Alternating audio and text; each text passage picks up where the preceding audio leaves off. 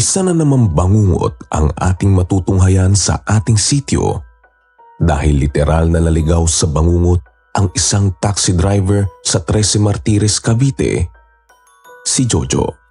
At ang sanhi, isang dalagang multo na hindi umano naghihiganti. Paano naman kaya ito nangyari? Sino ang dalaga sa buhay ni Jojo?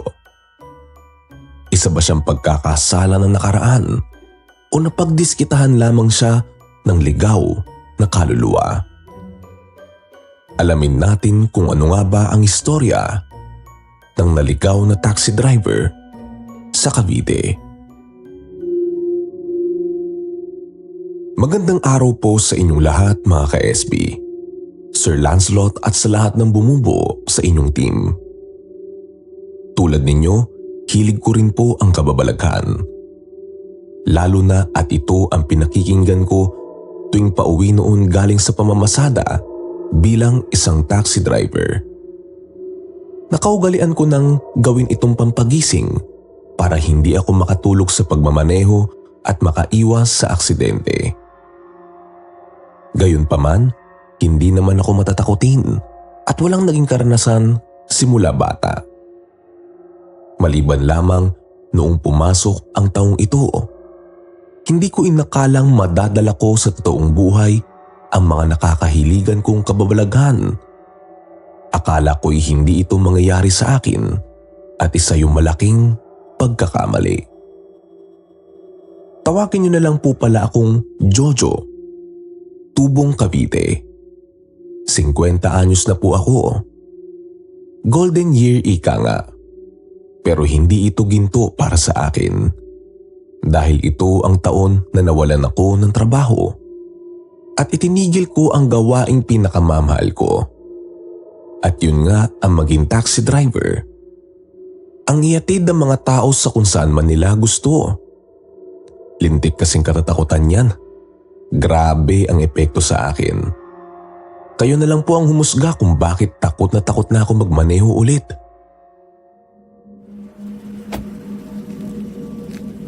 Asing ko ng Enero ng taong ito, maaga akong umalis para mamasada.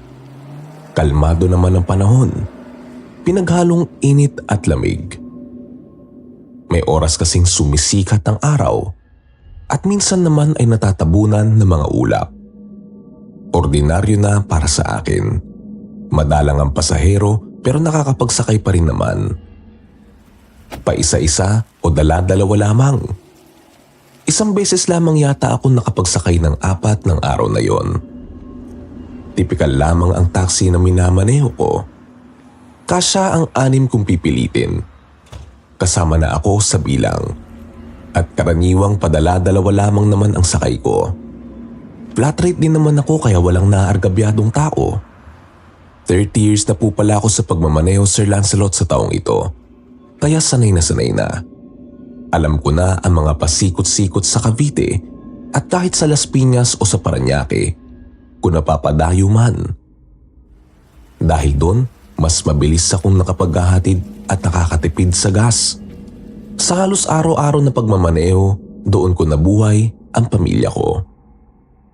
At noong araw na yun, inaasahan ko talagang marami ang magiging pasahero, lalo na't kakapasok lamang ng taon. Ngunit ayos man ang pasada ay hindi pa rin kasing ganda ng kita ko tuwing may pangalan ng araw, tulad ng bagong taon o Pasko.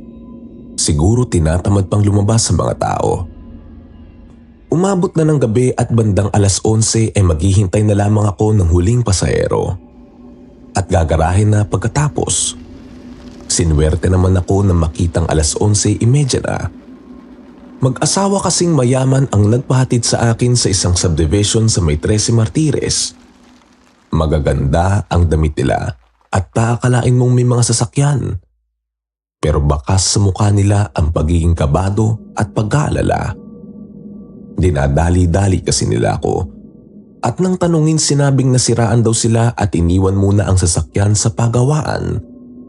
Kailangan na rin nilang umuwi. Naghihintay na raw kasi sa kanila ang anak na naiwan sa bahay. Hindi ko naman na inusisa pa at nagmaneho na lamang na may kaunting bilis. Kung sa karaniwang takbo siguro 30 minutos ang magiging biyahe nila. Buti na lamang at wala namang traffic. At dahil may alam nga akong shortcut, madali ko rin silang inihatid. Doon ako natuwa nang bigyan nila ako ng malaking tip. Halos doble ng sahod ko sa isang araw. Sinabihan pa nila akong umuwi na para bang ang salita nila ay may ibig sabihin. At sakto namang talagang makakauwi na ako dahil sa halagang binigay nila. Nagpasalamat ako sa kanila at napansing umiiyak ang batang babae nang dumating ang mga magulang nito. Weirdo lang nung oras na yon ay ang pagturo ng babae sa taxi ko. Yun ay sa direksyon ng upuan sa likod. Ngunit wala namang tao nung oras na yon. Kita rin sa mukha niya ang pagkatakot, imbes na lungkot dahil naiwan sa bahay. Ewan ko ba, hindi ko nalang pinansin. Natuwa kasi talaga ako sa pera. Lumabas ako ng subdivision at ang mindset ko ay gumarahe na. Sa totoo lang, tanda ko pa nga nakikinig lang ako sa SB noon. Medyo kalmado lang ang ride ko. Wala na kasing masyadong sasakyan. 15 minutos na ako nagdadrive at nasa 13 pa rin. Nang biglang madaanan ko sa isang kalsada ang isang dalaga. Nakatayo sa may hintayan ng bus. Nakasilong. Tahimik ang lugar. Wala nang bukas na buildings ng oras na yon. At sa may gilid ng hintayan niya, pansin pa ang isang sirang infrastructure. Nagdalawang isip pa akong tumigil. Baka kasi katulad siya ng mga babaeng nag-aabang na mga lalaking may tsikot. Alam niyo na, para magpabayad. Kaso mukha siyang disente tignan. Nakasuot ng bestidang puti na bago magtuhod ang haba. May maliit na handbag, maayos ang buhok, maputi, mapula ang mga labi, naka-flat shoes at may suot ring kwintas. Bumagal ang takbo ko papalapit sa kanya. At napansin ko na ang itsura niya ay kinakabahan. Halos kumalat na ang makeup dahil sa pawis at medyo naluluhan na rin ang kanyang mga mata. Sabay pinara niya ako nang ako'y malapit na. At hindi ako nag-atubiling isakay siya. Baka kasi na-stranded o baka may emergency na pupuntahan. Misteryosong nawala ang mga sasakyan na nagdadaan sa paligid ko nang isakay ko siya. Siguro hindi ko na napansin kasi nag-iisip nga ako kung magsasakay pa ba o hindi. Noong nakasakay na siya, inabot niya na lang sa akin ang isang papel at may nakasulat na 7V85 plus 3QF. Wala akong alam sa kung para saan yun. At nang itype ko sa Google Maps, sa Aguado ang itinuturo nito. Isang bayan sa 13. Ang kakaiba lamang ay ang sementeryo sa Aguado ang tinutukoy nito. Ano naman ang gagawin ng dalaga sa sementeryo? Sa tansya ko nga ay 17 anyos pa lamang siya. At bakit naman niya pupuntahan yun? Kailangan kong kumpirmahin. Tinanong ko siya kung tama ba ang binigay niyang lugar o kung lugar ba talaga ang code na yun. Tumango naman siya. Sa malumanay na boses, sinabi niyang basta raw magmaneho ako at ituturo na lamang niya ang daan. Kako memoryado niya naman yun. Hinding-hindi raw kami maliligaw.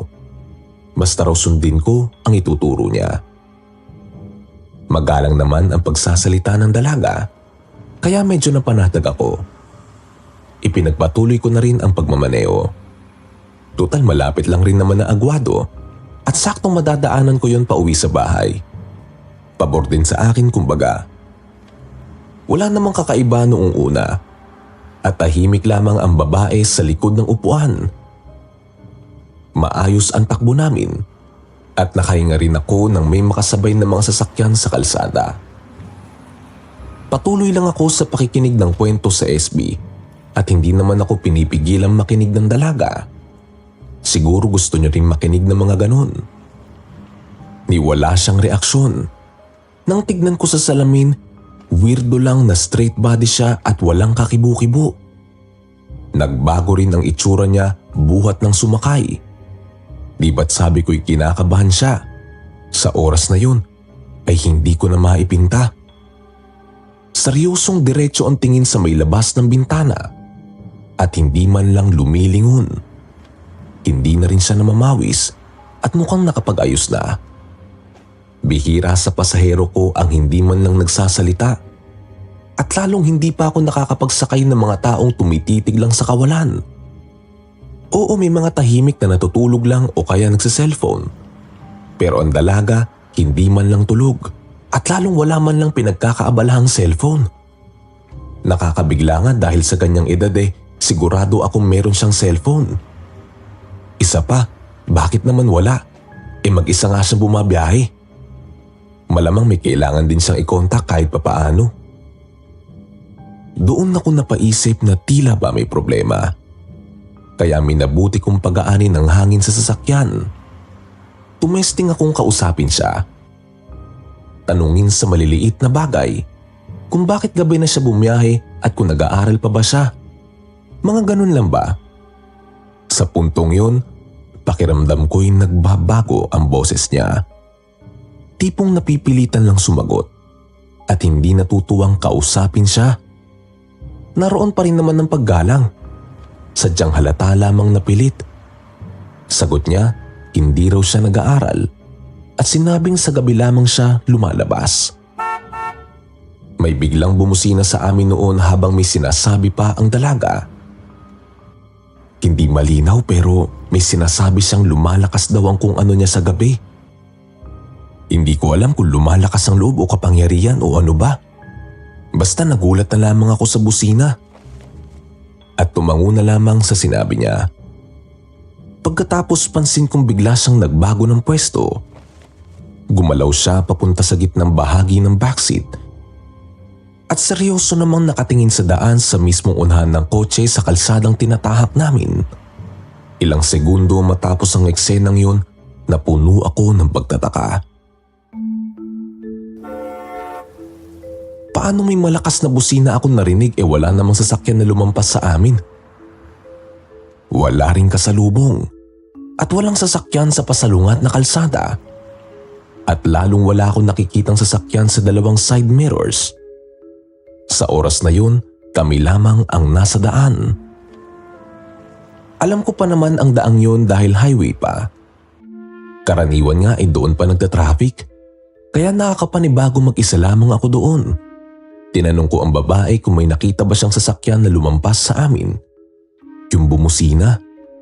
Sa seryosong tono, sinagot niya ako na wala. Sabay sabing magmaneho na lamang.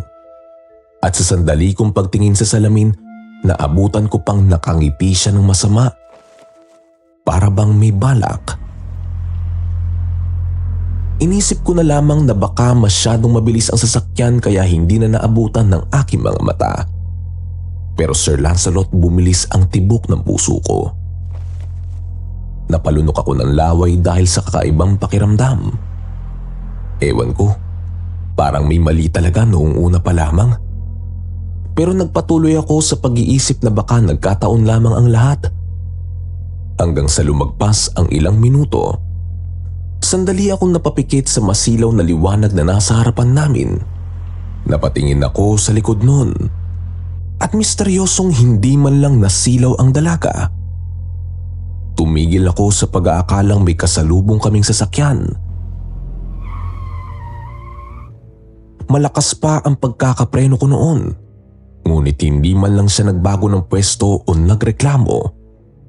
At biglang naglaho ang ilaw. Wala namang sasakyan na bumangga sa amin. Biglang lumabo ang paligid. At mga ilaw na lamang ang nakikita ko. Tila ba natabunan ng hamog ang bintana ng sasakyan. Hindi maaninag ang mga nadadaanan naming gusali. Dashcam na lamang ng taxi ang kinakapitan ko para makita kung ano ang dinadaanan namin. Mabuti na lang at sementado pa naman yun. Napatanong ako sa dalaga kung didiretso pa rin ba. At tumango naman siya, sabay sabing malapit na. Sumang-ayon naman ako dahil bago lumabo ay nasa agwado na rin kami. Ang kaso nagbago ang aura ng paligid. Parang may mabigat na hangin at inihingal ako kahit nagmamaneho lamang. Wala rin akong naririnig sa labas kundi ang tunog lamang ng pagsalubong ng hangin sa sasakyan ko. Baka dahil sa malakas na hangin kaya napuno ng hamog ang bintana ko at ang paligid. Bigla rin naman akong pinaliko ng babae sa isang masikip na kalsada. Yun ang unang beses na dumaan ako sa kalsadang yun. Unang beses rin na kinabahan ako sa dadaanan kahit nakabisado ko na ang Cavite. Sa puntong yun kasi, kinakabahan na ako at hindi ko na malaman pa kung nasaan kami. Kaya sumunod na lamang ako. Bigla ring nawala ang hamog. At nakita kong mapanglaw ang kalyeng dinadaanan namin. Nasa pagitan yun ng mga kabahayan, ngunit kami lamang ang nasa daan. Hindi ito tipikal na kalye na maraming nakaparadang motor o mga nakatambak na gamit. Sobrang linis nitong tignan at mas lalo pang bumigat ang pakiramdam ko na parabang may nakapatong sa akin. Tila ba nasa ibang dimensyon ako ng mundo at halos hindi na ako makapagsalita. At dahil natatakot na, nagpatugtog na lang muna ako ng mga paborito kong kanta.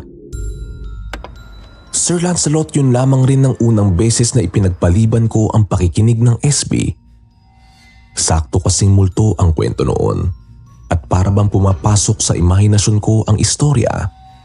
Akala ko magiging maayos na ang lahat dahil pinakalma ako ng music. At umaasa akong malapit na kami. Kaso unti-unti ko napansin na may kakaiba sa dalaga. Bahagya ako napatingin sa rearview mirror para tignan kung may kasunod bang sasakyan sa amin. Doon ko nakitang basa ang inuupuan at ang laylayan ng bestidang suot niya. Halata kasi kulay puti nga yun at nakadikit na rin sa hita niya.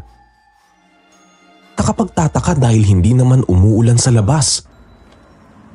Wala namang tumutulo sa bubong ng sasakyan at wala rin naman siyang dalang lagayan ng tubig na pwedeng tumilapon. Pasimple akong lumingon para makumpirma. At napagtantong mali ako. Wala palang basa. Pero mas nakakapangilabot na makita kong wala siyang anino. May ilaw kasi sa loob ng taxi ko, dahilan kung bakit nakikita ko siya at ang mga detalye kung may basa o kakaiba. Sir Lancelot, nasisinagan naman siya ng liwanag pero walang anino. Wala sa may sandalan at kahit sa kinauupuan niya. Imposible yun dahil may anino naman ng upuan. Pinawisan ako ng malamig at mas kinabahan pa. Sa takot na baka kung ano pa ang makita ko sa salamin. Diretso na lamang ang tingin ko sa daan at hintayin na sabihin niyang nandun na kami. Ngunit hindi siya nagsasalita at sunod-sunod na may mga tao sa dinadaanan namin.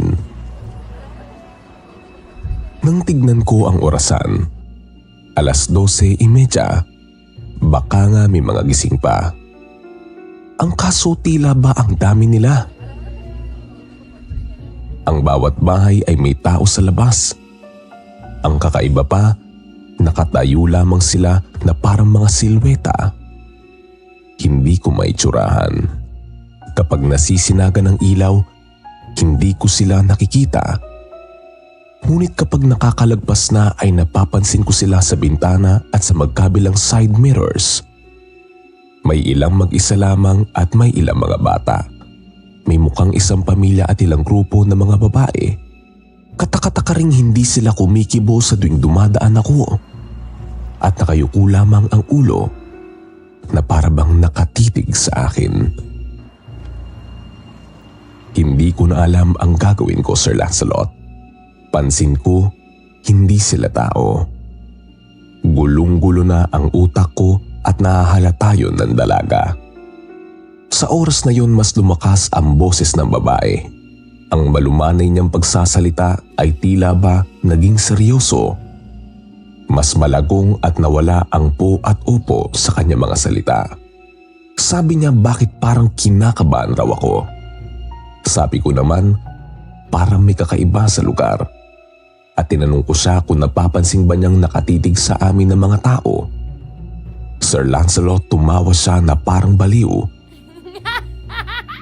Halakhak na para bang wala sa sarili. Sabay sabing wag daw ako mag-alala. Mga kauri daw niya yun. Sa salita niyang yun, nanginig ang katawan ko at nagtayuan ng balahibo. Bigla ring lumamig ang paligid at halos maluha na ang aking mga mata. Sino ba talaga ang dalagang ito? O ang mas magandang tanong, tao ba siya? Parang nababasa niya ang isip ko nang ibig niyang sabihin sa kauri ay kalugar niya. Ganun daw talaga doon dahil bihirang makakita ng sasakyan. Kaya nga raw wala akong nakikitang sasakyan na nakaparada. Medyo nakahinga ako noon at naniwala sa sinabi niya. Naisip ko rin na dahil kalugar niya ang nakikita namin, ibig sabihin lamang ay malapit na kami. At nawala rin naman ang mga nakatayong tao sa labas. Pero Sir Lancelot, wala pa ring anino ang dalaga. At talagang hindi ko maipaliwanag at inakala kong nagkataon lamang ito. Nagpatuloy ako sa pagmamaneho. Maya-maya lang nakarinig ako ng pagpatak ng likido. Dahan-dahang dumadami na para bang gripong pumapatak sa isang timbang walang laman. Malapit lamang ang tunog at napansin kong ito'y galing sa mismong kinauupuan ng dalaga. Hawak niya ang bag na nakapatong sa kanyang hita at sa may ibaba noon ay may dumadaloy na likidong pumapatak sa sahig ng kotse. Kita ko ring basa na ang sapin ng sahig. Kaso wala namang kung anong reaksyon ang babae at diretso pa rin ang tingin. At bigla ring nawala ang pagtulo. Ilang segundo lamang, sumimoy ang malansang amoy na parabang hinaluan ng amoy ng metal o kalawang. Masakit sa ilong at nakulob na sa loob ng kotse.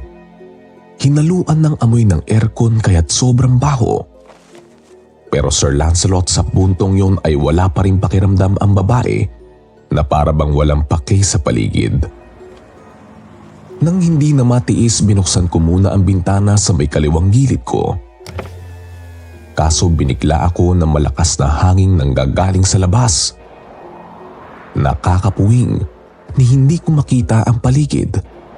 Sobrang maalikabok at medyo mamasa-masa pa ang hangin. Kaya't muli kong sinarado. Nakapagtataka. Paanong malakas nasa gitna naman kami ng mga kabahayan? Napatingin ulit ako sa rearview mirror para tignan kung may nagbago ba sa dalaga. At mabilis ko ring ibinaling ang aking ulo nang makita ang mukha niyang nakalapit sa salamin. Wala naman siya sa may gilid ko, pero kita ko sa refleksyon ang maputi at namumutla niyang mukha. Nakabulaga at walang reaksyon. Bigla rin itong naglaho at nang lumingon ako ay nakatitig na pala siya sa akin.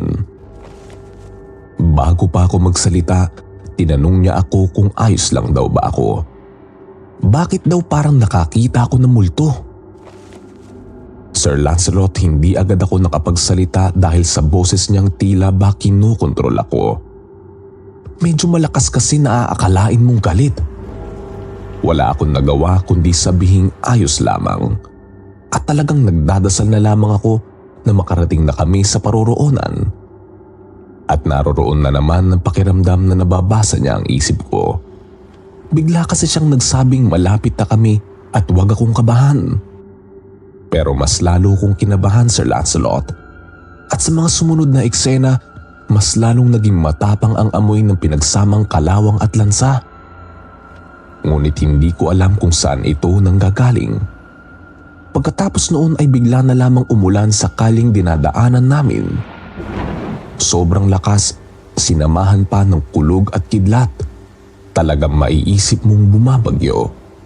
Pero Sir Lancelot, wala namang babala noong gabing yun. At bago sumakay ang dalaga, maliwanag pa ang buwan at mga bituin.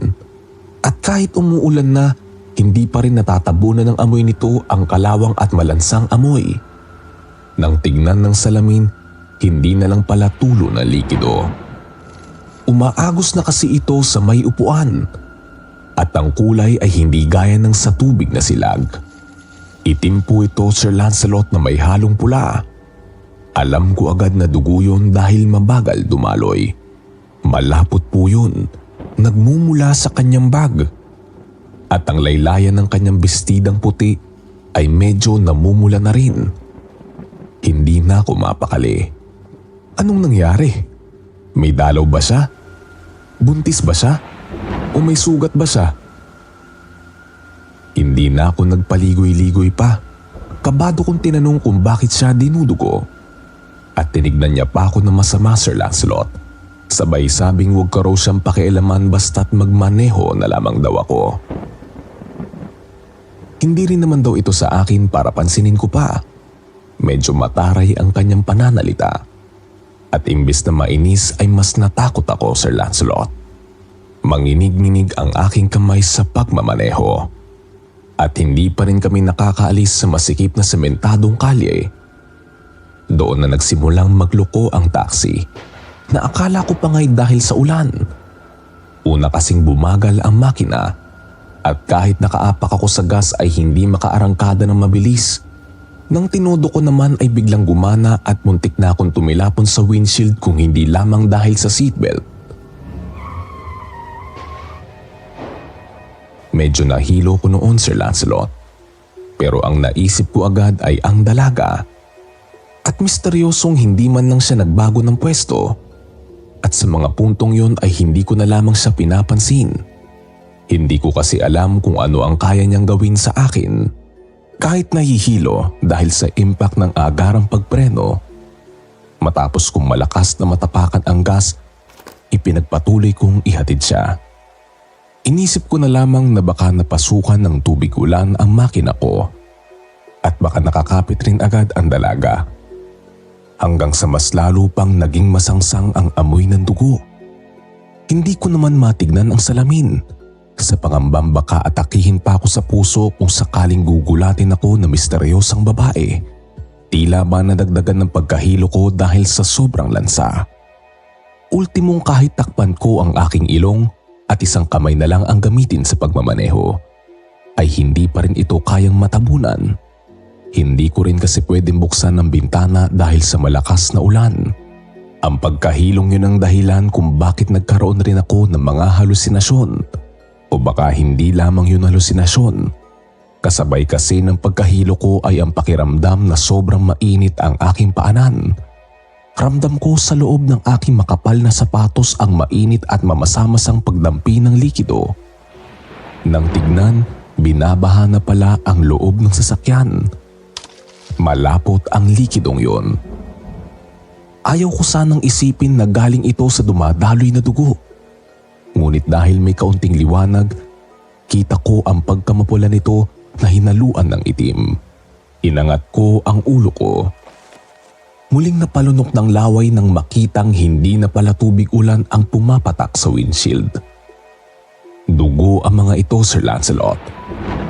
At ang wipers ko ay parabang isinaksak sa katawan dahil sa sobrang pula na ng mga ito. Gusto ko nang bumaba, sa totoo lamang. Gusto kong tumakbo. Saglit pa lang kaming nasa kalye, sobrang dami nang nangyari. Kaya malamang sa malamang mabilis rin akong makakatakbo sa pinanggalingan naming highway. Kaso parabang may nakapatong sa mga paa ko. Hindi ko maiangat at nakadiin lamang sa accelerator. At kahit hindi ko nakikita ang dalaga, nararamdaman ko ang aura niyang galit. Alam kong pinipigilan niya akong lumabas. At halos maiyak na ako dahil wala akong magawa. Nagsimula ring magloko ang headlights ng sasakyan. May mga pagkakataong bigla-bigla itong namamatay. Kasabay rin nitong namamatay ang mga ilaw sa kalye at talagang dumidilim ang paligid. Ang napansin ko lamang noon ay tila ba may mga hugis taong lumiliwanag na nahahagip ng aking side mirrors. At kung iniisip nyo ito ay tama kayo. Dahil pati ang dalaga ay bigla ring nagliliwanag sa tuwing namamatay ang ilaw. Hindi ko alam kung talagang imahinasyon ko lamang ang lahat. Pero bigla po itong nawala nang muling magsalita ang dalaga. Naging magalang muli ang kanyang boses at sinabing liliko daw kami sa kanan doon sa may kanto. Biglang nawala ang malansang amoy noon. Pati ang baha sa sasakyan at saka ang malakas na ulan. Hindi na rin nagloloko pa ang aking sasakyan at medyo gumaan ang pakiramdam ko.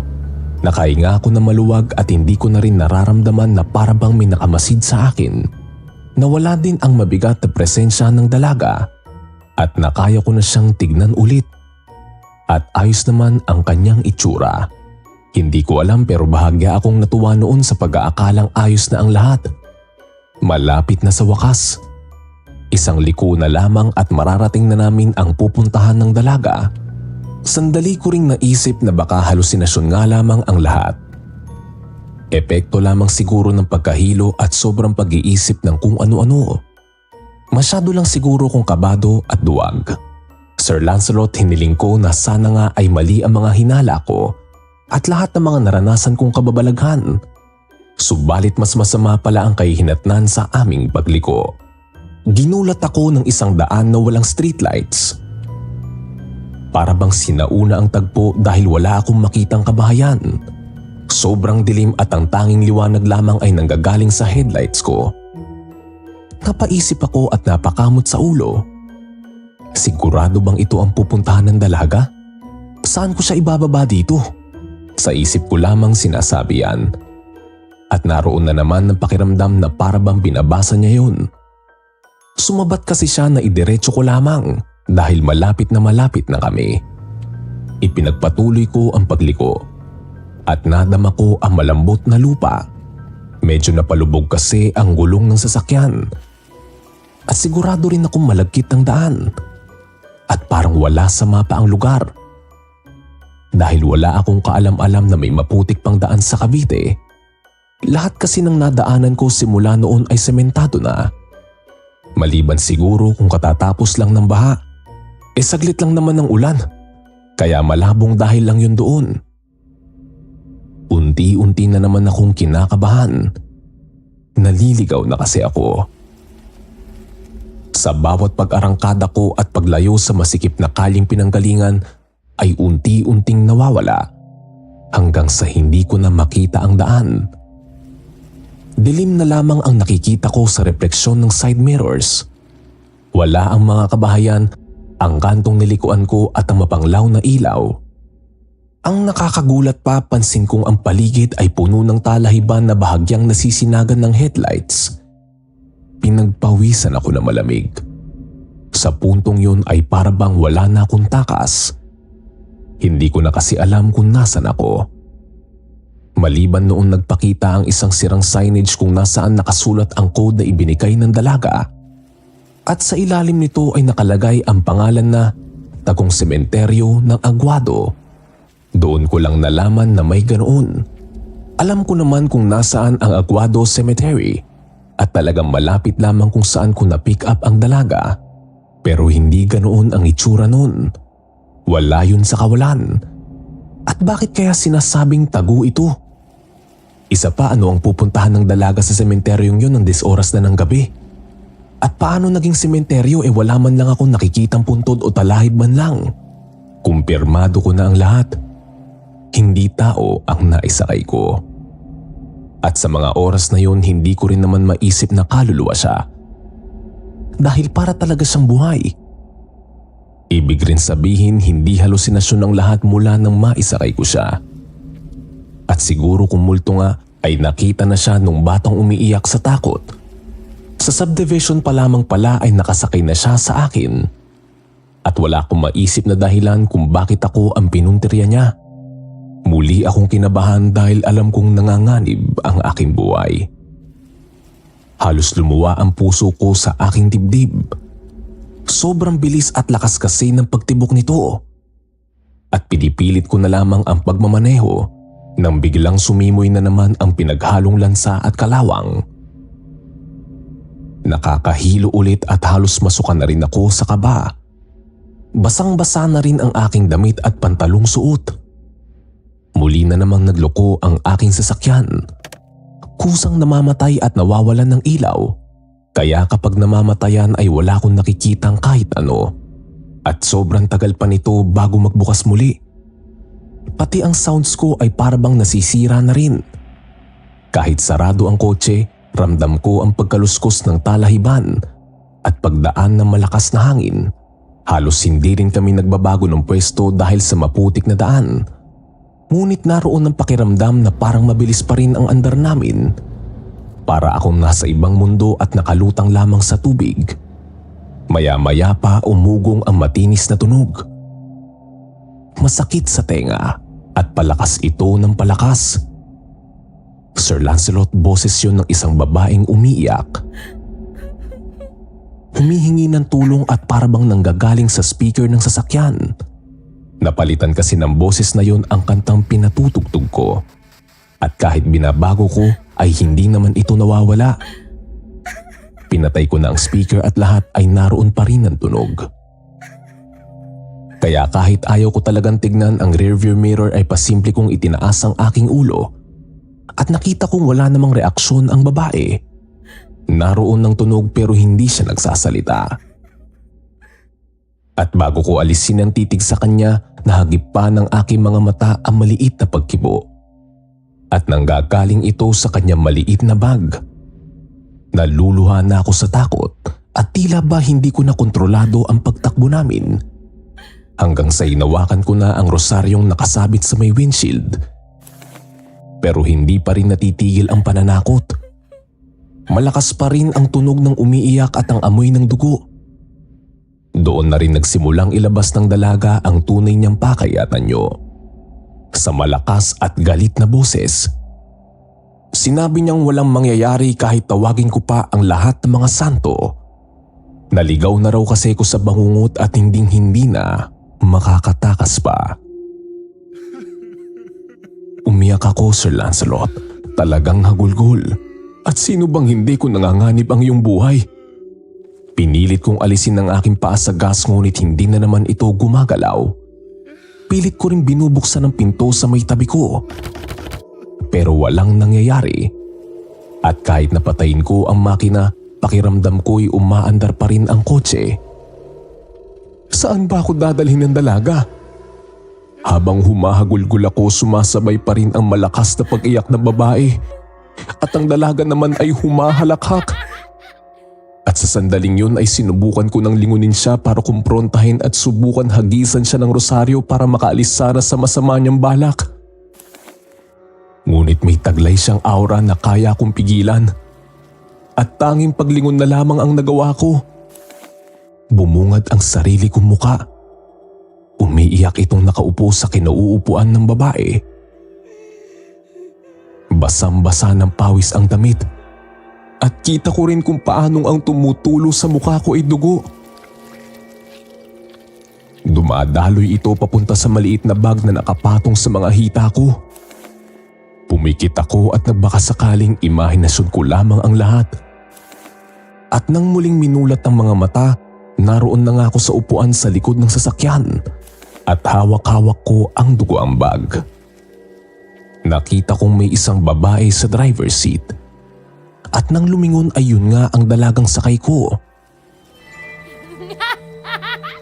Nagkapalit kami ng pwesto at hindi ako makagalaw sa kinauupuan ko. Habang siya ay patuloy na tumatawa kasabay ng umiiyak na boses, mas naging malakas ang pag-iyak at napagtanto kong nanggagaling yun sa bag. Ramdam ko rin sa aking mga palad ang tila ba pagtibok nito at hindi ko naman mabitawan.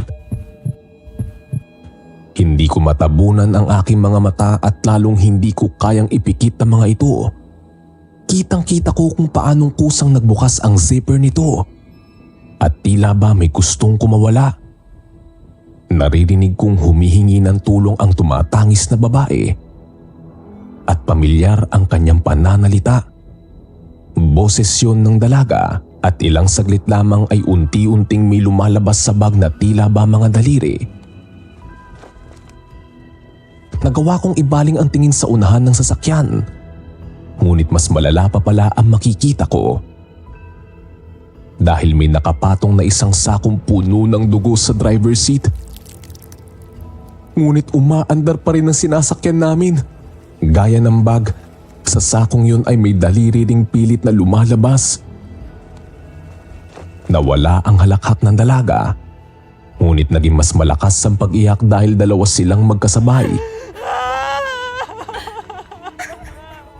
Bagamat medyo matinis ang nanggagaling sa bag at medyo malagong ang nanggagaling sa sako, naguguluhan ako noon at sa maniwala kahit sa hindi ay talagang sabay na sabay ang pilit nilang pagkawala.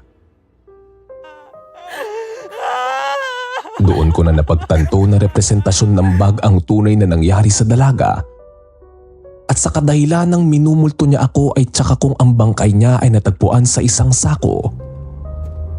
Mas bumilis ang aming pag-andar at dire-diretso lamang na parabang hindi maputik ang lupang dinadaanan hanggang sa nakakarindi na ang kanilang mga boses.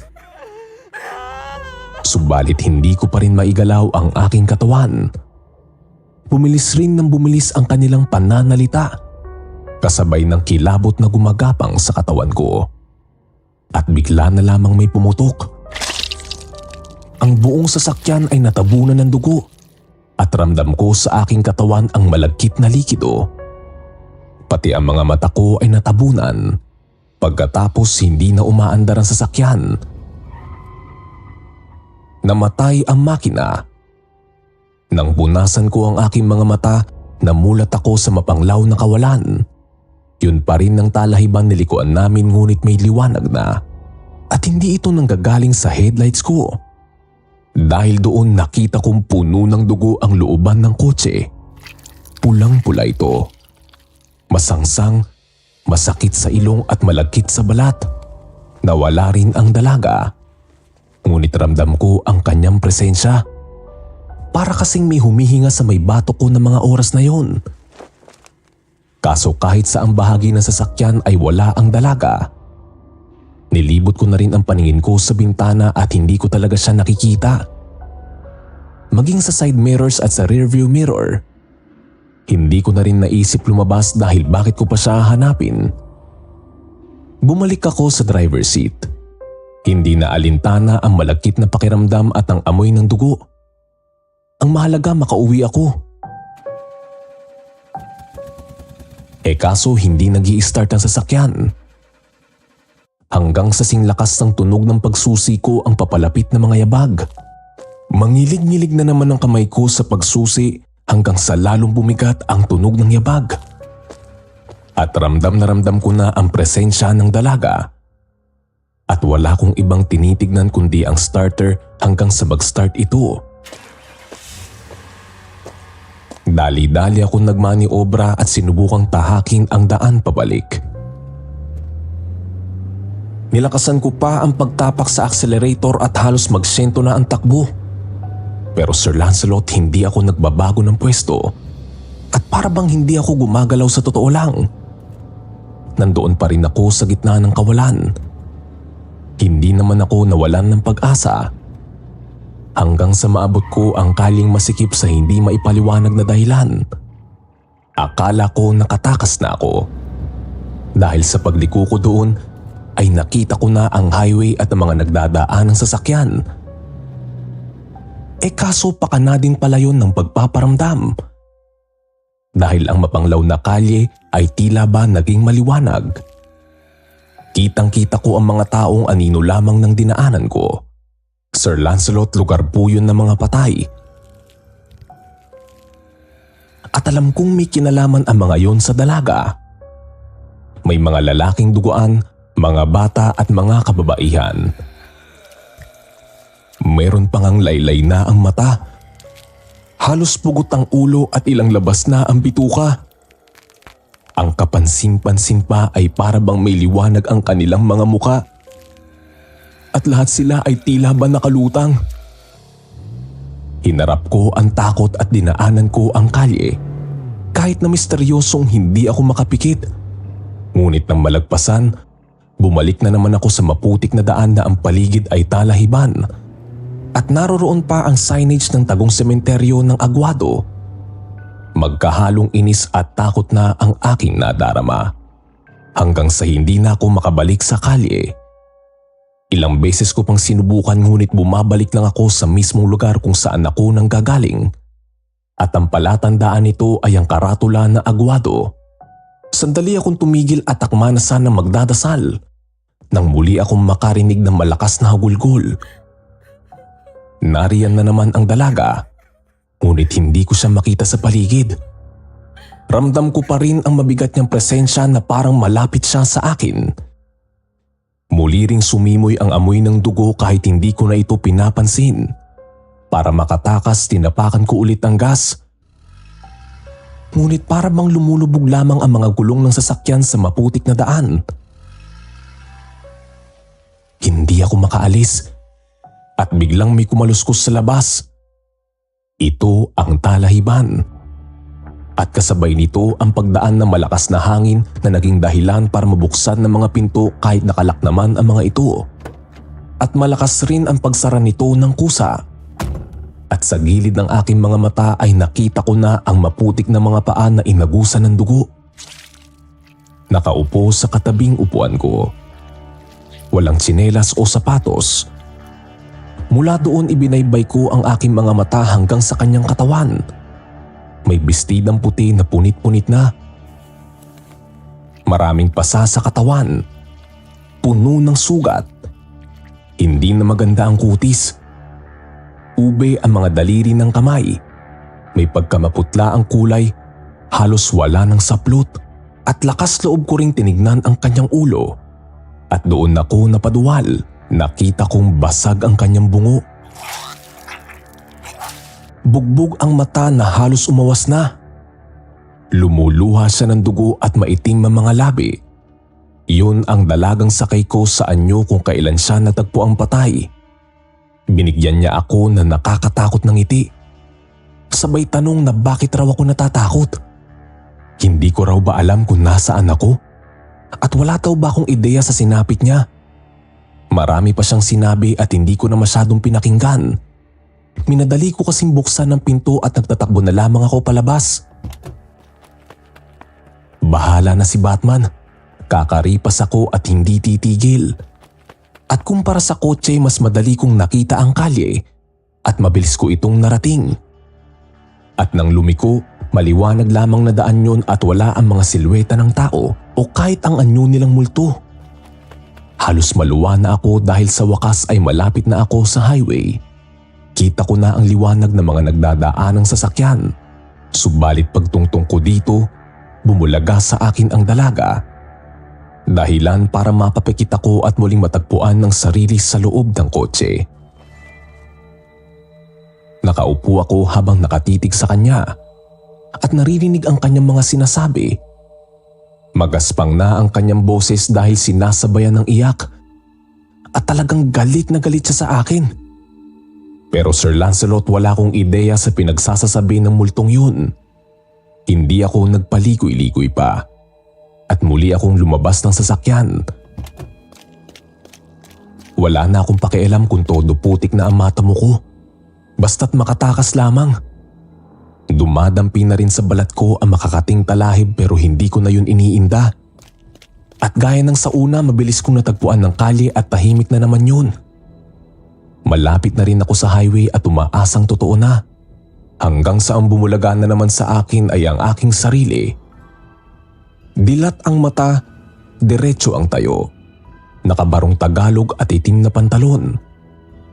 Maputi ang aking muka at may hawak rin akong bulaklak at unti-unting may dumadaloy na dugo sa aking muka pababa sa aking katawan. At napapikit ako na mapagtantong ang pangitain ay ang sarili ko na wala ng buhay. Kaya pala ng mga kaluluwa na ipakita sa akin ang sarili kong multo. At Sir Lancelot, talagang natakot ako sa aking sarili. Namulat muli ako sa sasakyan. At naroon na naman ang dalaga. Bumaha na naman ang dugo sa sasakyan at ramdam na ramdam ko ang lagkit. Sa puntong yun, hinawakan ako ng dalaga. Mahigpit ang kanyang pagkakakapit at talagang bumaon ng kanyang mga daliri sa braso ko. Hindi ako makawala. Sumigaw siya malapit sa aking tenga. Bakit hindi ko raw siya sinakay noong gabi eksaktong 7 taon na ang nakalilipas? Sa mismong tagpo, hindi ko maisip ang sinasabi niya. Wala akong maalalang kahit ano noong 2017. Paulit-ulit niya yung sinisigaw. Nakakarindi. At pilit akong nagpupumiglas hanggang sa makawala. Muli akong kumaripas at napansing umalis rin ng sasakyan ang dalaga. Ngunit habang tumatakbo ako ay wala siya sa paligid. Pero naririnig ko ang kanyang boses at dinadaing niya ang nangyari sa kanya. Galit na galit pa rin siya, Sir Lancelot. At sa pagtakbo ko rin yun ay hindi ko na makita pa ang kaling nilikuan. Pagkus mas napapansin ko pa ang bigla-biglang pagsulpot ng dalaga. Sabay biglang nawawala. Ngunit hindi pa rin nagbabago ang lakas ng kanyang boses at tono ng pananalita. Ikinukwento niyang tinanggihan ko raw siyang isakay. At yun ang gabi kung kailan hinahabol siya ng kanyang dating kasintahan. At dahil daw hindi ko siya sinakay, hindi siya nakauwi at naabutan siya ng kanyang ex. Sa isang liblib na talahiban dinala ang dalaga. At doon raw siya binugbog, sinaktan, ginahasa at pinatay. Sabay isinilid sa sako at inilubog sa maputik na lupa. At magdamag ang lumipas bago siya matagpuan. Sinisisi ako ng multo sa nangyari. At dapat raw akong managot. Gusto niyang magiganti sa akin sa pamamagitan ng pananakot at pagliligaw. 7 taon raw niyang pinlano ang lahat at hinihintay niya ang pagbubukas ng aking third eye. Sir Lancelot, habang tumatakbo ay malinaw ang sinasabi niya dahil paulit-ulit niyang binabanggit. At takang-taka talaga ako kung paano nangyari yun. Bakit siya sa akin naghihiganti? Bakit ako nadamay? At paanong nabuksan ang aking third eye? Sa oras na yun, halo-halo na ang nararamdaman at naiisip ko. Hindi ko alam kung dapat ko bang tanggapin na may kasalanan ako sa nangyari. Wala nga akong maalala. At saka dapat ko ba siyang kaawan imbis na matakot? Sino namang hindi matatakot sa itsura ng dalaga? Hinihingal na ako at hindi ko na alam kung paano pa makakarating sa highway. Nagdidilim na rin ang paningin ko at halos hindi na makatakbo. Sa huling pagkakataon at habang nanghihina na, ay nagpakita ang dalaga sa mismong harapan ko. Maliwanag at may maamong muka. Hindi ang bugbog at duguan niyang anyo. At sa maliwanag niyang anyo, doon pa ako mas natakot. Dahil pabulong siyang nagbabala na sisirain niya ang buhay ko. Tumagos yun sa puso ko at tuluyang tumirik ang aking mga mata. Lumambot ang aking tuhod at nawalan na ng malay. Umaga na nang magising ako sa mismong lugar kung saan ko na-pick up ang dalaga. Maraming nagdadaan ng mga sasakyan at maingay ang paligid. Akala ko nakatulog lamang ako. At ang lahat ng nangyari ay panaginip lamang. Subalit nagising ako na malansa ang amoy ng taxi. Medyo basa rin ng sahig. At may bakas pa ng putik ang upuan at ang carpet. Pansin ko ring maalikabok ang mga bintana ko. At nang lumabas ako ng kotse, ay nakitang halos matabunan na ng putik ang kulay puting katawan ng sasakyan. Pati ang mga gulong ay parabang napasabak sa digmaan. Sa oras na yon pinagtitinginan na ako ng tao, kaya't muli akong pumasok ng taxi. Nanginginig na ini-start ang sasakyan at kabadong nagmaneho pa uwi.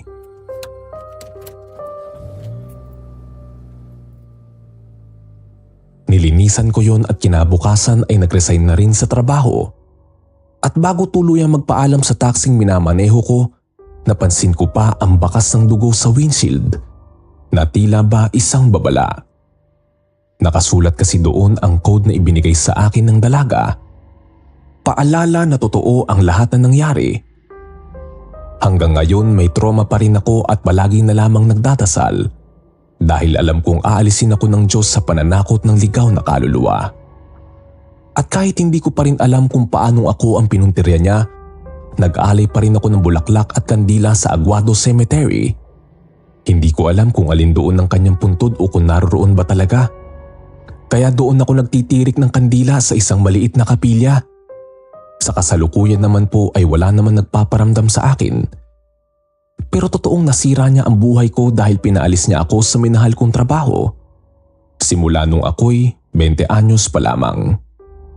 Hanggang dito na lamang po.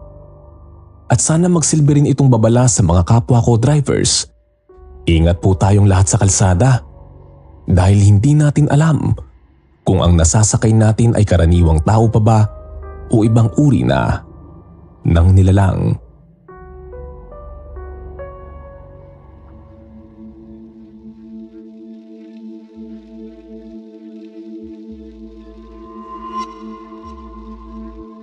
Bato.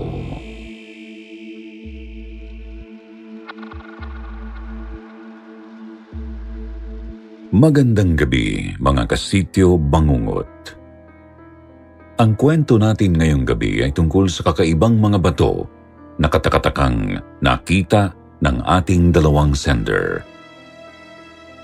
Misteryosong mga batong bigla-bigla na lang naglalaho at tila ba nababalot ng hiwaga.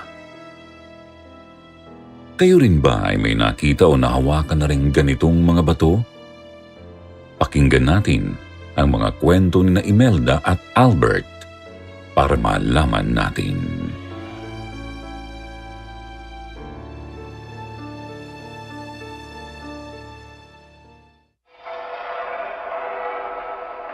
Mga bato.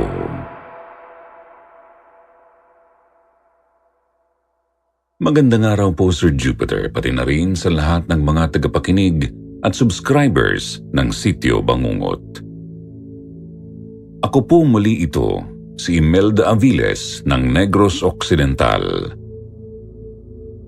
Sumulat ulit ako para ipagpatuloy ang pagbabahagi ng mga karanasan ko rito sa Saudi. Ibabahagi ko rin po ang iba pang mga kakaibang karanasan sa buhay ko. Wala nang pasok noon ang mga estudyante kaya gabi-gabi ay may mga bisita ang madam ko. Ilang araw na may magkakasunod na magdamagang party sa bahay. Madalas po silang abutin ng madaling araw, mga 3 or 4 a.m. Ang resulta, lagi akong antok noon at walang pahinga. Isang madaling araw po katatapos lang ng party sa bahay. Grabe po ang kalat noon. Napakarami kong kailangang gawin at linisin. 3:00 na ng madaling araw noon pero kailangan ko pang hakutin ang mga carpet, mga upuan, mga pinagkainan at mga basura. Pagkatapos napakarami pang mga batong maliliit o graba na ikinalat ang mga bata sa may bakuran.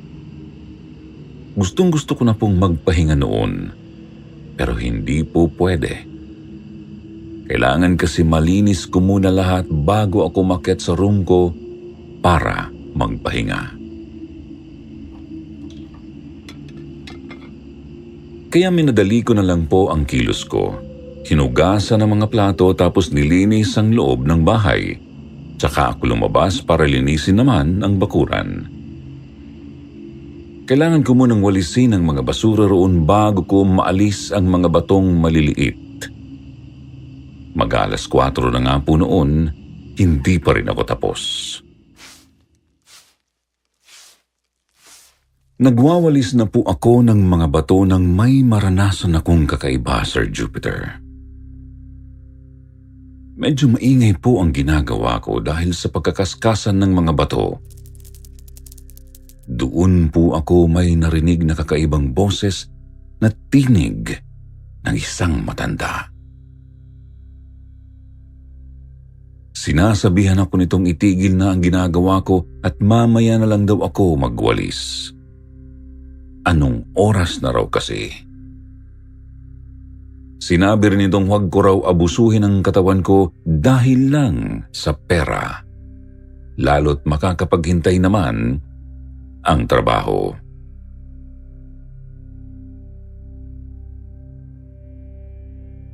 Tumingin ako sa bahagi kung saan natukoy kong pinagmumulan ng boses.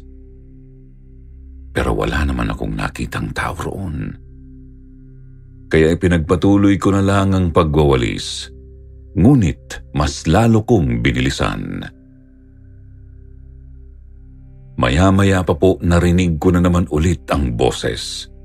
Pasigaw nitong sinabi sa aking itigil ko na ang ginagawa ko dahil ang ingay-ingay ko raw.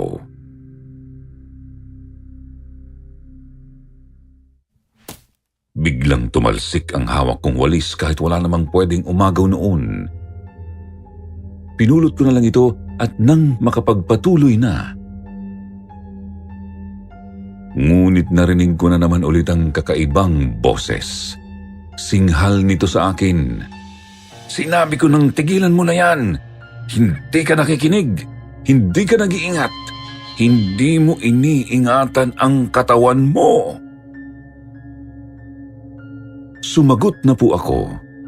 Sinabi kong ngayon ko natatapusin ang paglilinis kasi masyado nang mainit kung sa tanghali ko pa gagawin. Sinabi naman ng boses na basta ba bilisan ko lang daw at babantayan daw niya ako. Kaya mas lalo ko pang binilisan ang pagwawalis hanggang sa naalis ko na ang maliliit na mga bato. Papasok na po sana ako sa kusina noon nang nagulat ako, Sir Jupiter. Bigla po kasi akong nakarinig ng tunog ng isang kakaibang ibon. Tapos ay dumaan ito sa ulunan ko. May kung anong bagay na inihulog na bumagsak diretso sa simento. Nang tinignan ko, isa pala yung bato. Bato na umiilaw. Ngunit hindi po siya puti kundi para siyang green na may halong konting gray. Naisipan kong kunin kahit nag-aalinlangan ako. Hinawakan ko ito, tsaka naramdamang medyo mainit. Bagamat di naman nakakapasok, subalit tila ba gumalaw ito sa mismong palad ko kaya bigla ko itong naibato sa kung saan. Mabilis na rin akong pumasok ng kusina at nag-lock ng pinto. Dali-dali kong pinatay ang mga ilaw sa kusina at sala at mabilis na umakyat sa kwarto ko. Agad na rin po akong nakatulog. Kinaumagahan una kong ginawa ay hinanap ko ang bato kung naroroon pa ba ito sa bakuran. Ang tagal ko pong naghanap pero wala na po ito roon. Hindi ko na rin malaman kung saang banda ko ba iyon naibato dahil sa pagkataranta ko. Ilang araw pa po akong naghanap pero wala po talaga. Sa totoo lang po hanggang ngayon, naiisip ko pa rin kung ano kaya yung boses na narinig ko. Ano kaya yung bato na nakita at naibato ko? Kung meron man po sa inyo ang nakakaalam, paki-comment na lang at nang malinawan ang aking isip. Sunod ko naman pong ikikwento ay hindi muna tungkol sa karanasan ko sa Saudi, kundi tungkol po ito sa mga kababalaghang nangyari noong nakoma ang lola ko hanggang sa siya ay mawalan ng buhay. Isang araw po nakita na lamang ng tiyahin ko si Lola Lorna na walang malay sa sahig. Hindi po magising-gising tapos naghihilik at basa ang palda. Agad na isugod si Lola sa ospital. Doon ay nalamang inatake pala ito ng high blood at na-stroke. Nagkaroon din ng pasa ang kanyang ulo kasi natumba ito ng atakihin at nabagok. Yun ang itinuturong dahilan kung bakit na comatose si Lola. Sir Jupiter, busy at may kani-kanyang pamilya na ang mga anak ni Lola Lorna. Kaya kaming mga apo na available ang siyang naatasang magbantay kay Lola Lorna sa ospital. Ako at ang dalawa kong first cousins na itago na lang po natin sa mga pangalang Trixie at Alexa. Ako po ang mas nakatatanda sa magpipinsan kaya ako ang palaging nakamando sa kanila. Nagtagal na po kami ng 3 weeks sa ospital pero walang pagbabago sa lola namin. Tulog pa rin. Isang gabi po naiwan akong mag-isa na nagbabantay kay lola sa kanyang kwarto. Private room po yun. Nakapikit pa rin siya at tulog. Nagulantang na lang ako nang bigla pong huminto ang kanyang oxygen kaya napasigaw ako, tuminga agad ng tulong sa mga nurse. Nagsidatingan naman po agad ang mga nurse pero sinabihan nila akong hindi naman daw huminto ang oxygen ni lola. Nagtataka ko namang sinabi sa kanila na kitang-kita ko pong huminto talaga yun at hindi na humihinga si lola. Sagot lang ng nurse sa akin na mag-relax lang daw ako at baka pagod lang ako. Lumabas na rin po sila tapos ay tinignan ko ulit si lola. Kita kong totoo ngang humihinga naman siya. Subalit nahintakutan ako ng may isang tila itim na usok na lumabas sa kanyang paanan. Para itong itim na ipo-ipong pormang tao kong titignan. Pagkatapos ay lumusot po ito papalabas sa nakasaradong bintana. Kaya naman po nakaramdam ako ng matinding takot at nagsitayuan ang mga balahibo ko.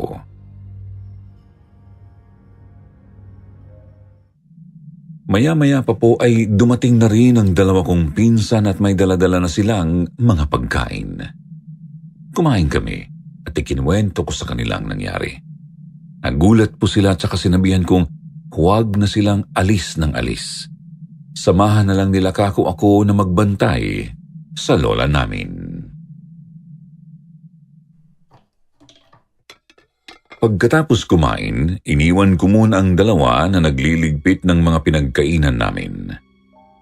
Pumunta muna ako sa banyo at pagkaupo ko po sa toilet, nahintakutan ako nang makita ang napakaraming mga bungo ng sanggol sa paanan ko.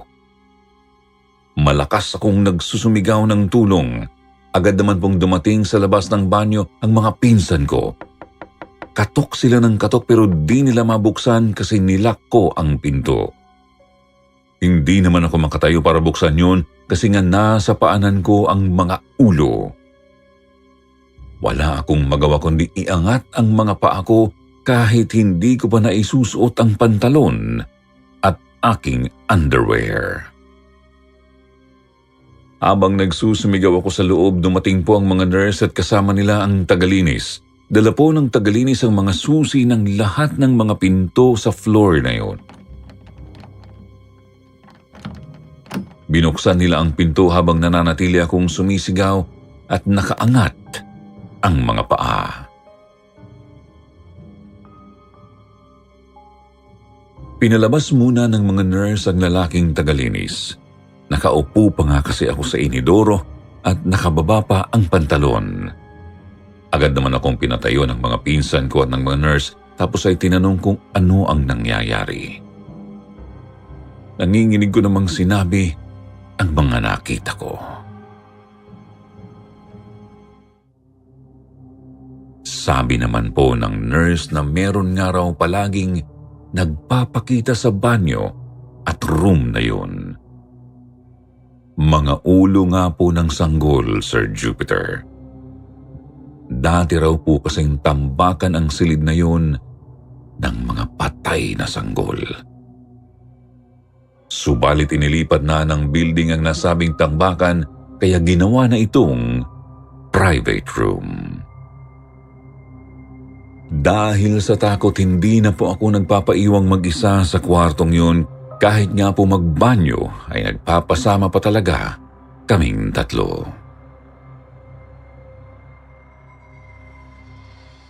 Pagkalipas ng ilang araw, isang gabi po noon, kailangan kong labhan ng aking mga damit.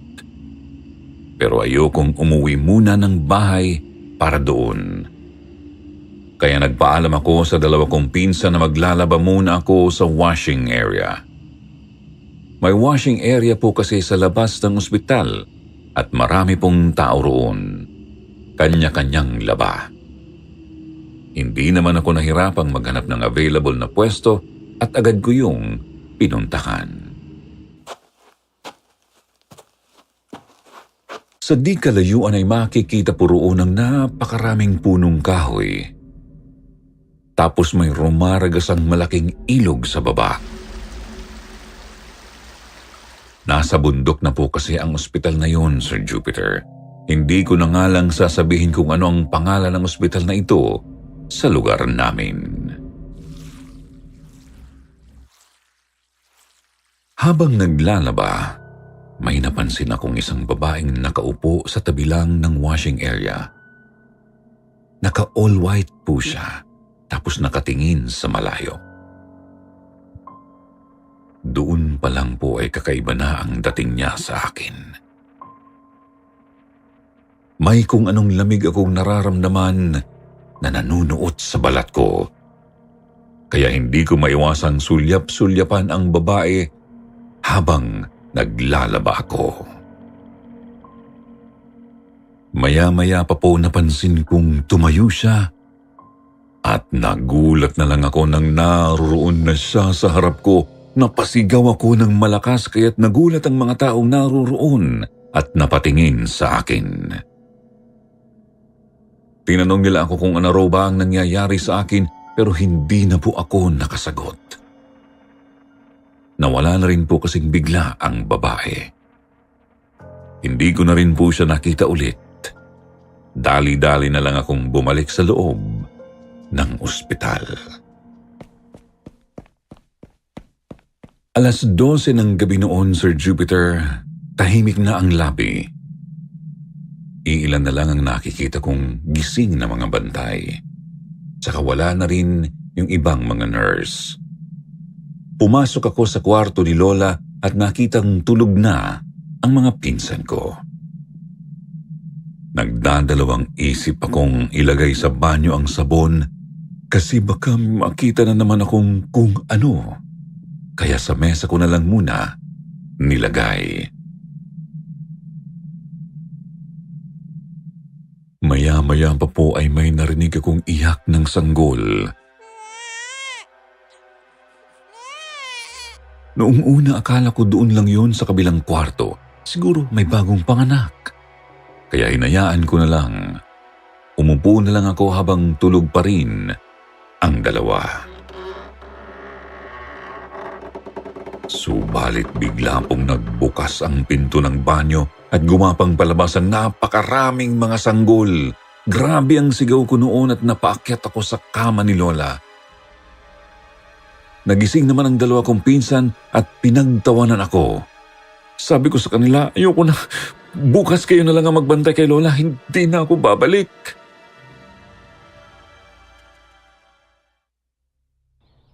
Kinaumagahan, dumating po ang tita namin. Napagdesisyonan pala nilang ilabas na lang ang Lola. Kasi malaki na ang bill at hindi pa rin siya nagigising. 1 buwan na po kami sa ospital noon kaya nilagyan na lang po si Lola ng NGT o yung tubo kung saan idadaan ang kanyang pagkain.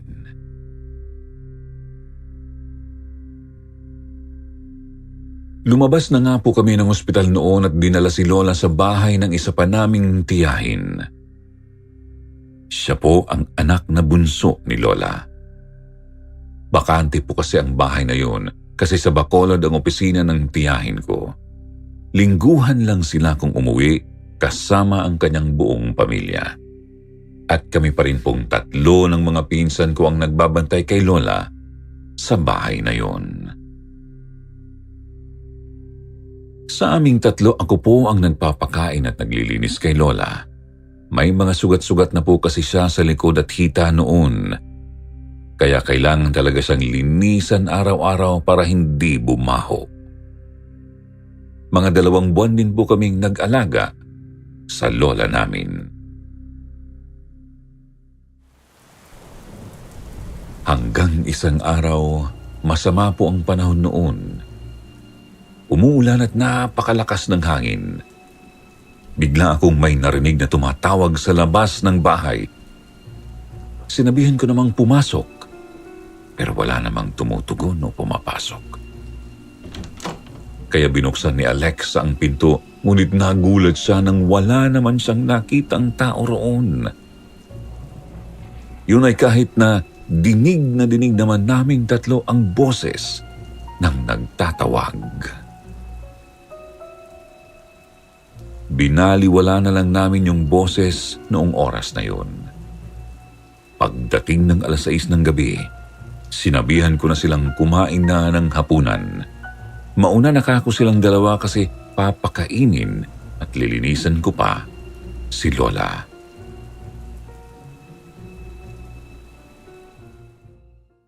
Kumakain na po ang dalawa sa kusina habang abala ako sa paglilinis kay Lola.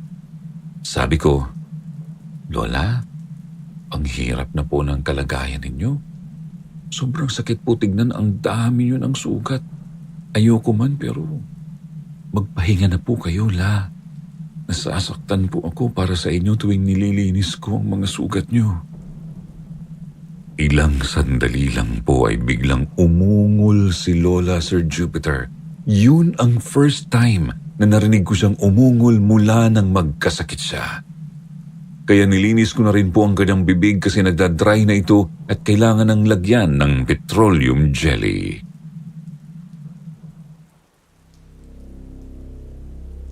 Habang nililinisan ko ang kanyang bibig, nagtaka ako kasi may iniluwa si Lola. Kumuha ako ng tissue para kunin yun. At nagulat ako kasi isang bato ang nakita ko. Opo, Sir Jupiter, isang bato po talaga ang iniluwa ni Lola. Isang puting bato. At kasabay po noon ang pagbabago ng kanyang muka at pagtigil ng kanyang hininga. Sir Jupiter, nakita ko po ang napakaganda at maaliwalas na mukha ni Lola. Fresh na fresh po. Pagkatapos ay nakita kong lumabas sa kanyang ulo ang isang kulay puting usok. Gayunpaman, nag-iiyak na po ako noon kaya naitapon ko sa basurahan ang puting bato na inuluwa ni Lola. Nakabalot pa yun ng tissue. Agad kong tinawag ang aking mga pinsan at sinabi kong wala na si Lola. Nagsiiyakan kaming tatlo. Biglang nag-brown out. Hinanap ng dalawa ang posporo. Kinakapan nila sa dilim. Sabi ko bilisan nila kasi mag-isa lang ako sa tabi ni Lola. Takot na po ako noon. Buti na lang nakapagsindi na sila ng kandila, bagamat hindi ito masyadong maliwanag. At dahil nga po masama ang panahon, hindi agad makapunta ang mga kamag-anak namin. Gabi, umuulan, tapos wala pang kuryente. Hindi ako nagpapahalata sa mga pinsan kong natatakot na ako. Kakaibang kilabot ang nararamdaman ko noon. Iniisip ko kung ano yung bato na yun at bakit yun iniluwa ni Lola. Nararamdaman ko na rin natatakot na ang dalawa kong pinsan kaya nanatiling hindi ko ipinapakita sa kanila ang kilabot na nararamdaman ko. Nagtapang-tapangan na lang ako habang nakaupo sa tabi ni Lola. Pumanaw po si Lola ng 10 p.m., Sir Jupiter. Nagsidatingan ng mga kamag-anak namin 3:00 na po ng umaga. Sinabi ko agad sa kanila ang nangyari kaya mabilis nilang hinanap ang bato. Sinabi ko namang binalot ko yun ng tissue at itinapon ko sa basurahan. Kinalkal po nilang basurahan pero hindi po nila nakita ang bato. Hinanap ko nga rin po pero wala talaga. Sir Jupiter, ilang taon na po mula noong pumanaw ang maganda kong lola. Minsan lang niya ako binibisita sa panaginip. Kakaibang mga panaginip. Mga panaginip na sa susunod ko na lang po ikikwento sa inyo. Hanggang sa muli po, Sir Jupiter, maraming salamat at more power sa inyo.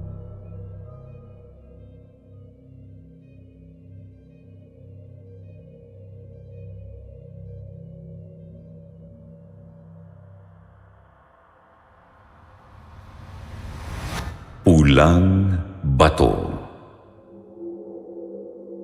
Hello po, Sir Jupiter. Tawagin niyo na lang po akong Albert. Taga rito po ako sa Camarines. Itong maiksing kwento ko ay nangyari noon pang 1992. Nasa 13 anyos pa lang ako nito. Pauwi po kami noon ng kuya ko mga bandang 4:00 ng hapon. Nakipaglaro kasi kami ng saranggola sa mga kababata namin. Bale, 14 anyos na si Kuya Roger noon. Habang naglalakad, may nasipat po akong kumikinang sa tabi ng daan. Naroroon ito sa bandang mga talahib. Medyo bukid na po kasi ang lugar namin noon.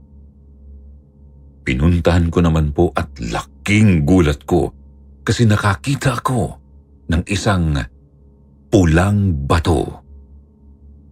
Kumikinang ito dahil sa sinag ng araw. Tuwang-tuwa kami ni Kuya Roger.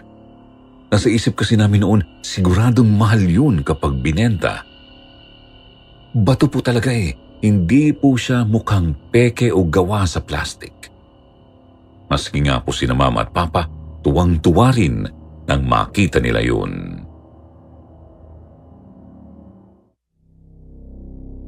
Nilagay ni Papa ang bato sa may altar. Sabi niya dadalhin daw niya sa syudad kapag magdi-deliver siya ng mais. 2 araw pa po ang hihintayin namin bago yun. Pero hindi namin inaasahan ang mga mararanasan namin sa mismong gabing yun. Natulog na po kami noong gabing yun pero nagising ako kasi naiihi ako, Sir Jupiter. Yung banyo namin ay konting lakad pa sa likod ng bahay.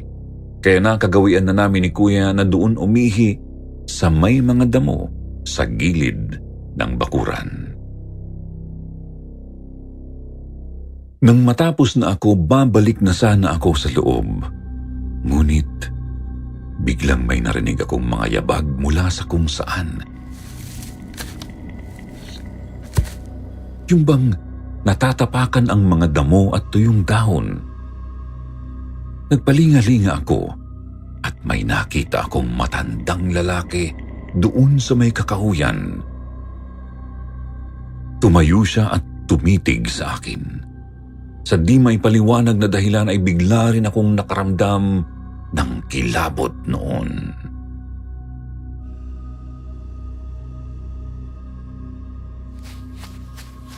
Kaya dali-dali akong tumalikod at pumunta sa pinto.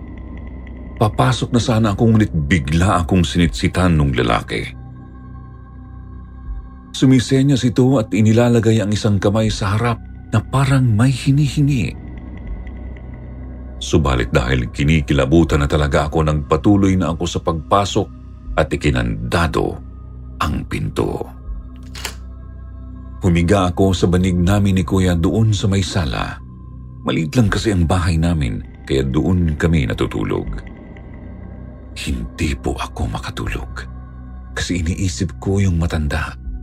Iniisip ko kung ano ang kailangan niya sa akin o kung may sira lang ba yun sa isip. Tanaw ko rin yung bato sa altar, kumikinang ito dahil sa liwanag na nagmumula sa lampara.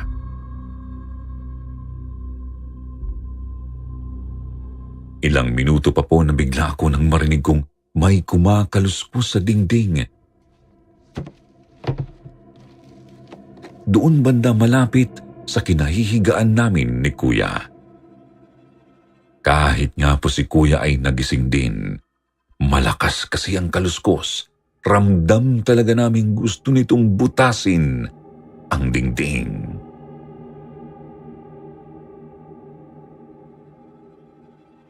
Pinuntahan ko agad sina mama at papa sa kwarto nila. Nagising naman po sila agad. Ngunit hindi pa man kami nakakalabas ng kwarto, naggulat na lang kami nang sumigaw ng malakas si kuya. Dali-dali kaming tumakbo at nakita naming may butas na sa dingding. Baklas na yung isang tablang kahoy.